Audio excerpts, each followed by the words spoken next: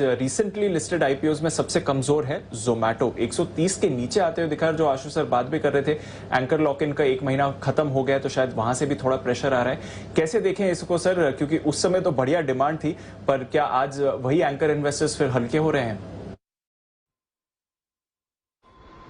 मेरे ख्याल से दीप, थोड़ा सा आज आईसीआईसीआई सिक्योरिटीज की तरफ से दमदार रिपोर्ट आई थी और 225 का उन्होंने टारगेट दिया था। लोगों को लगा कि शायद एक बढ़िया अच्छी रिपोर्ट आने का फायदा मिलेगा। जेफरीज के टारगेट 175 के हैं, लेकिन बिल्कुल सही का 55 करोड़ शेयर करीबन ऐसे हैं जो एंकर इन्वेस्टर्स को मिले हैं। और आजकल आप जानते हैं कि एंकर इन्वेस्टर्स भी कुछ हद तक ट्रेडर ही मान लें, और ट्रेडर क्या वो भी जानते हैं कि अगर पैसा बन रहा है तो क्यों न लिया जाए लाइफ टाइम हाई के आसपास। और अनाप शनाप वैल्यूएशन पर अगर आईपीओ आ रहे हैं और उसमें भी पैसा बन रहा है, और जाहिर सी बात है 76 रुपए का आईपीओ लगभग दुगुना है, तो एंकर इन्वेस्टर भी एक महीने बाद बेच सकते हैं। सारे के सारे नहीं भी बेच रहे होंगे, जो कुछ भी बेच रहे होंगे उसका असर आपको दिख रहा है। तो हो सकता है आज और आने वाले 1-2 दिनों में, जब तक एंकर इन्वेस्टर्स की बिकवाली है, थोड़ा स्टॉक ठंडा रहे। लेकिन वही है 110 से 115 रुपए के आसपास सपोर्ट लेकर फिर से शायद रिकवर होता हुआ दिखे। तो थोड़ी आज सप्लाई है बड़े इन्वेस्टर्स की तरफ से। एक महीना पूरा हो चुका है। एंकर इन्वेस्टर्स का रूल ये है कि जब उन्हें अलॉट होता है तो लिस्टिंग के बाद 1 महीने तक वो स्टॉक को बेच नहीं सकते हैं, और उसके बाद वो बेच सकते हैं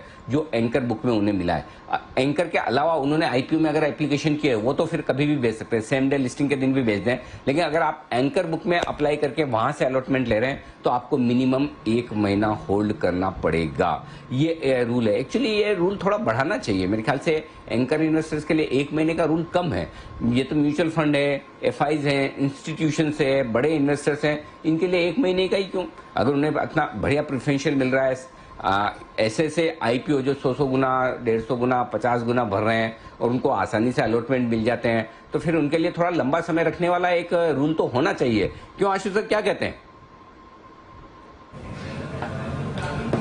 अनिल जी देखिए, अगर वो जिस तरह का रिस्क लेते हैं तो अनिल जी अगर वैल्यूएशन नहीं है तो 1 महीना भी नहीं टिकेगी। आज ही आपने आईपीओ देखे, जो करंट आईपीओ हैं वो लिस्ट नहीं हो रहे। तो अनिल जी आईपीओ में अगर एग्जिट मिल रहा है और अच्छा मिल रहा है और लिस्टिंग के 1 महीने बाद भी अगर वो टिका हुआ है तो अनिल जी मैं तो मानता हूं कि उस आईपीओ में स्ट्रेंथ है, इसीलिए मिल रहा है। नहीं तो अगर जिसको नहीं मिलना अनिल जी वो 30 दिन तक वेट नहीं होगा। बट बाकी यस, जो आप बोल रहे हैं कि थोड़ी एडवांटेजेस पोजीशन तो है, मतलब लॉक इन कम है, लेकिन पर अनिल जी 1 महीना ठीक है, ऐसा कुछ नहीं है। अगर नहीं मिलना तो अनिल जी वो 1 घंटे में ही समझ आ जाती है कि या 1 दिन में ही समझ आ जाती है कि एग्जिट नहीं मिलेगा। अगर 1 महीने तक ये स्टॉक होल्ड कर पा रहा है तो अनिल जी एग्जिट मिलके अच्छे स्ट्रॉन्ग हैंड्स पे ही जाएगा, कोई ऐसी दिक्कत नहीं लगती है। बात से सहमत नहीं हो रहे तो मैं और दूसरी तरह से घुमा फिरा के पूछूंगा और आपसे हाँ करवाऊंगा। फिर यह है कि अगर मैं एक रिटेल इन्वेस्टर हूं और मैं भी एंकर बुक में लगाना चाहता हूं, मैं भी 1 महीने तक होल्ड करूंगा, तो मुझे मिलना चाहिए कि नहीं मिलना चाहिए एंकर बुक में, बताओ? अनिल जी मैं घुमा के आंसर में मैं आपके साथ सहमत हो गया। मेरा पॉइंट सिंपल इतना है कि लेवल प्लेइंग फील्ड होना चाहिए। अगर एंकर बुक में उन्हें मिल रहा है तो फिर वो मतलब जी जी जी बंसल जी कुछ कह रहे हैं। जी बंसल जी